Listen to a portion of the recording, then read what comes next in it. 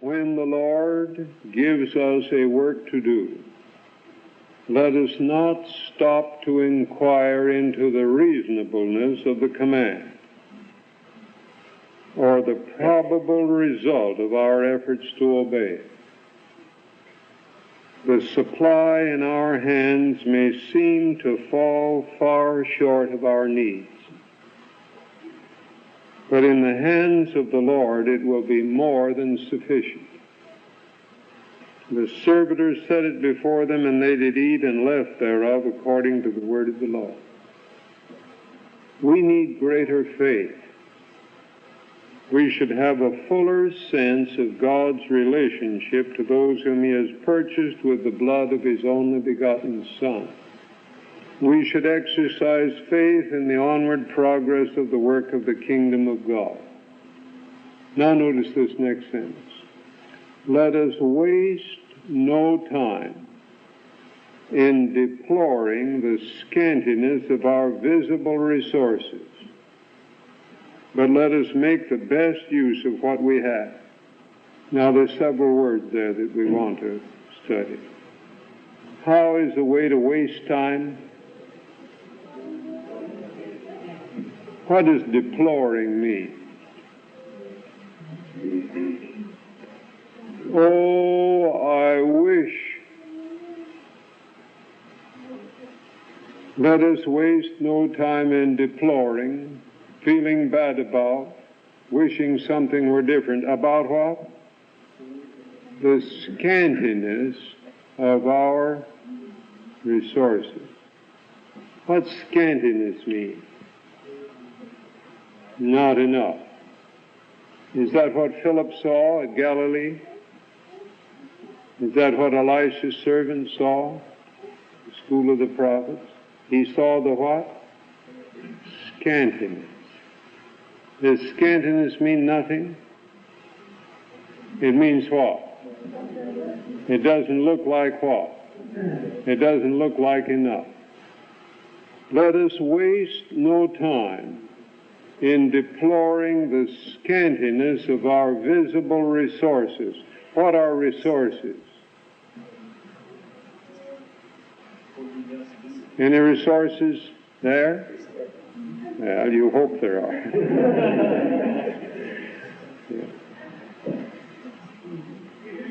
If we're going to build a building, lumber, cement, mortar, glass, those are what? Resources. Resources are not the building, they're what we use to make the building. Is money a resource? Oh, yeah. Is time? What? Men are resources. Time? Talent? Strength? Wisdom. Let us waste no time in deploring the scantiness of our visible resources. Why does it say our visible resources?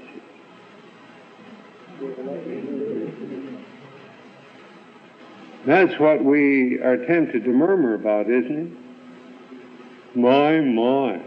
When our eyes are open like Elisha's servants were, and we see the chariots of fire and horses of fire all around the city, then do we cry?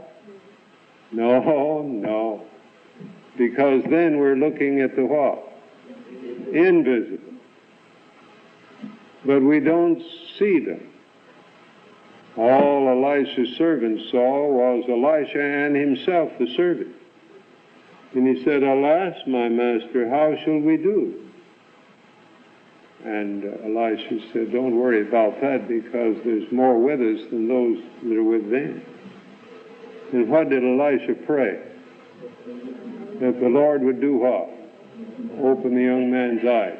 Now, I don't know whether Elisha saw the angels there or not, but he knew they were there. But the young man didn't, and so he was what? He was deploring the scantiness of the visible resources. Now, dear friends, I'm greatly impressed with something. I shared it with you Friday night, and I'm sharing it again with you tonight. God is training workers on this campus to go all over the world and do impossible things. Do you believe that? And the way to do that is to have as much help as possible in every department, have the best equipment in every department, and the money to pay all the bills. That's the best way to train workers to go out where the money is less and the workers are fewer and the equipment less and do a great work. Am I correct in what I've just said? Huh? Well, you were listening, weren't you? Yes. But I'm not sure it has dawned upon us the connection between the two things. We are tempted at times to think that something is wrong either with somebody else or with us. If we can't see all that we need to get a certain job done. Some of us are tempted more to blame other people, and some of us are tempted more to kick ourselves around the block. But either way, it's a lack of what? A lack of faith. A lack of faith. David met the giant with what? Some stones he picked up in the brook and the slingshot he had in his pocket. He had a pocket, otherwise wrapped around his arm. Let us waste no time in deploring the scantiness of our visible resources. My dear friends, what we need at Wildwood is not the equipment of Lomelind or Kettering. God bless them in the work they're called to do. But Wildwood is not to be agriculturally, medically, educationally, construction-wise, evangelistically, any other way. It is not to be a place where all kinds of equipment and a wonderful number of personnel do something that is marvelous and machines and men get the credit. No, this is not to be it. If God is training workers to go out to Africa, to go to Canada, to go to other places whose names we don't yet know, and open work in new territory with few resources, I ask again, how will He get them ready? Do you students, do you want to be challenged? Well, tell the Lord you're willing to be challenged, and God will give you the opportunity in your own personal experience of meeting emergencies, financial, health-wise, trying to do a job when you don't have the tools you think you need, and so on. All kinds of emergencies and opportunities to develop in you faith and initiative, ingenuity in doing what you can with what you have where you are. Remember that the early church, starting with 12 men, carried the message to the whole world in less than 40 years. And they did it without a telephone, without a telegraph, without a radio, no TV, no automobile. No automobile? Not even a jet plane? And folks, we could plaster the wall with the list of the inventions they didn't have. And they got their job done. And as I said Friday night, the last sheaves that are going to be gathered in this world are going to be gathered with a hand sickle. Men and women and youth, filled with the Holy Spirit, are going to work hand to hand, heart to heart, on a one-to-one basis.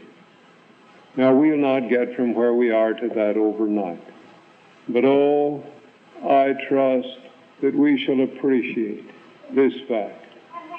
Christ works through those who discern mercy in misery, gain in the loss of all things.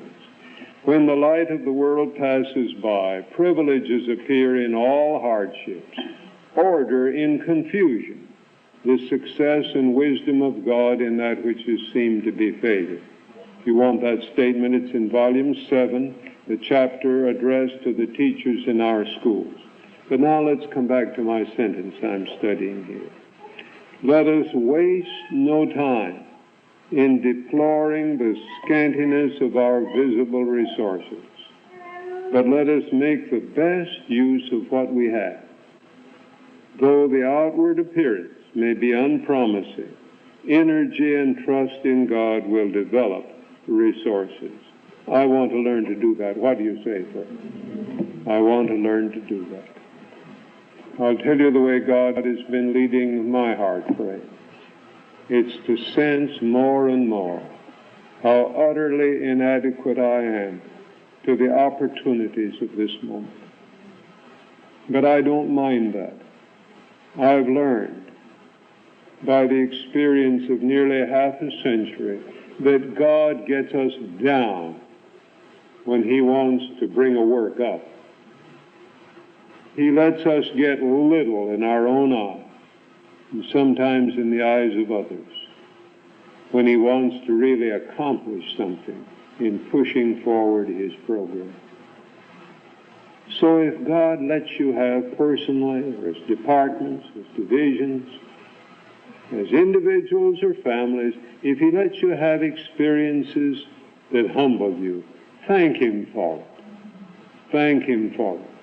I'll have to tell you this. It's amazing to me how God is letting one experience of prosperity after another come to this program.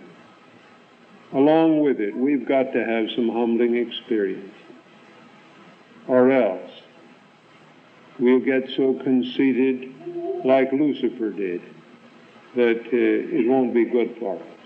Don't worry, we don't have to manufacture them, but let's just thank God for them when they come.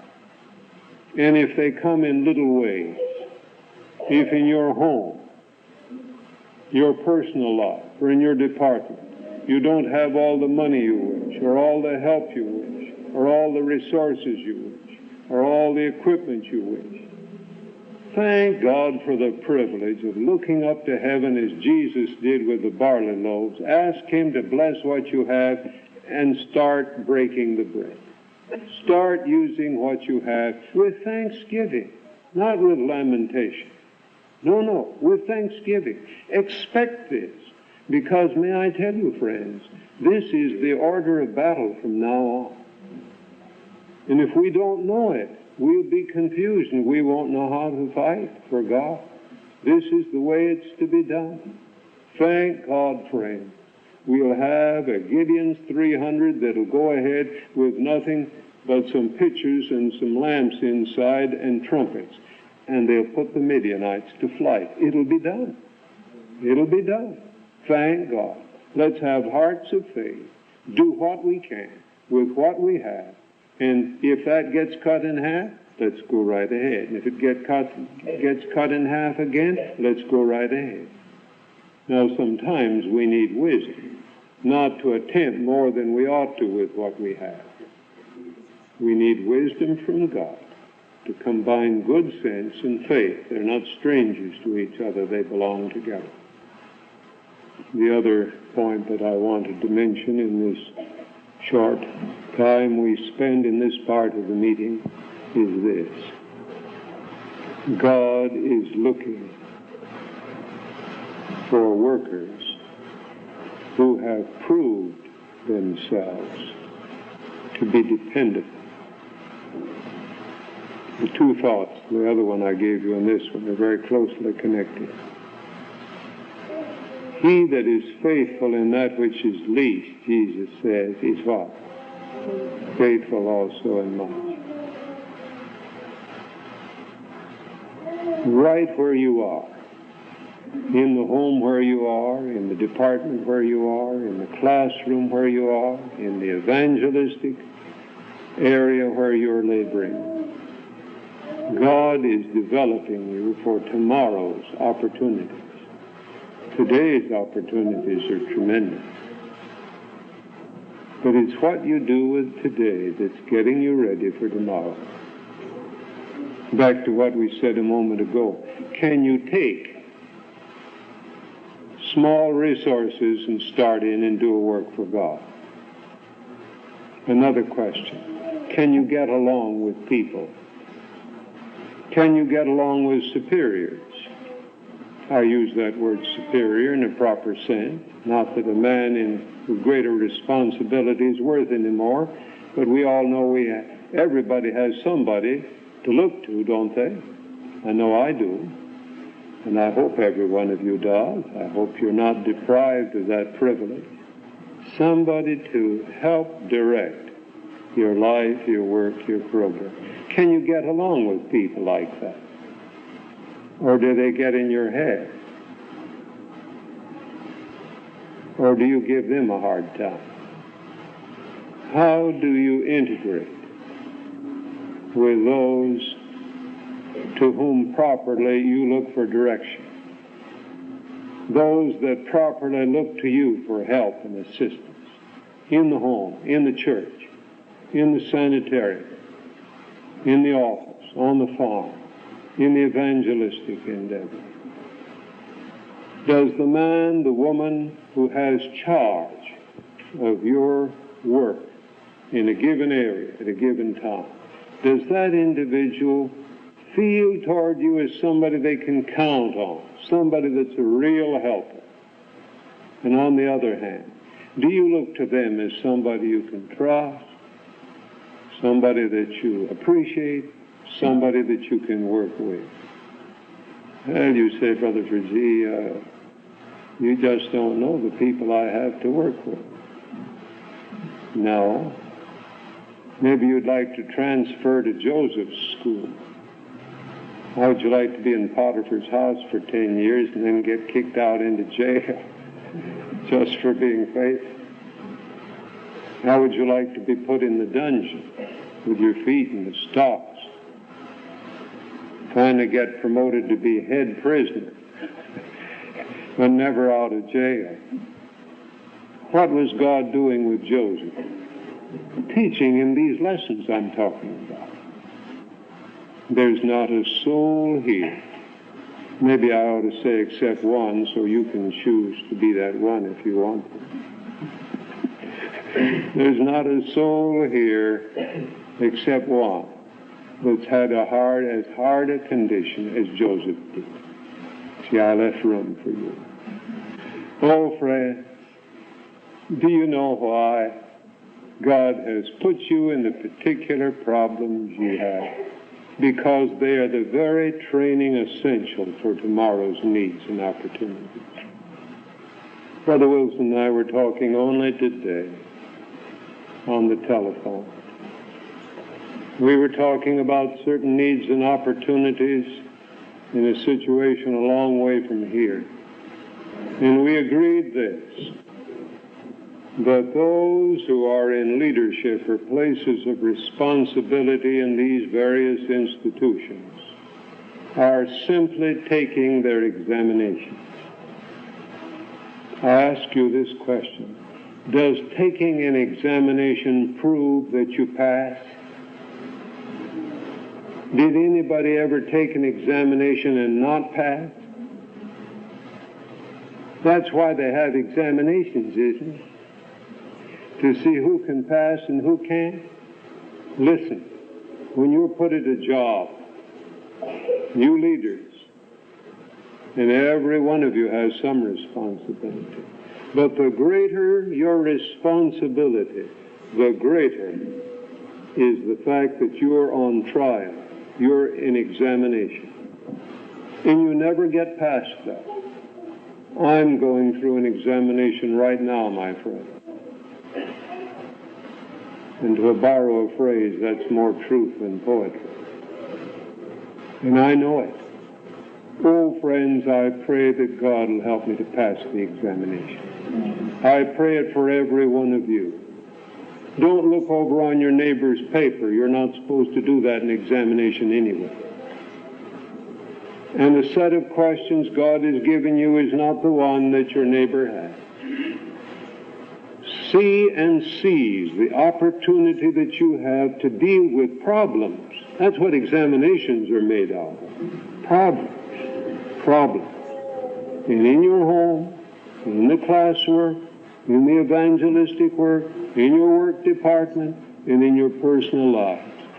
Grab those problems like a dog grabs a rat or a cat goes after a mouse. Catch it. Catch it. Don't let it get away from you.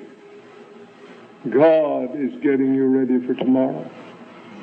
God bless you.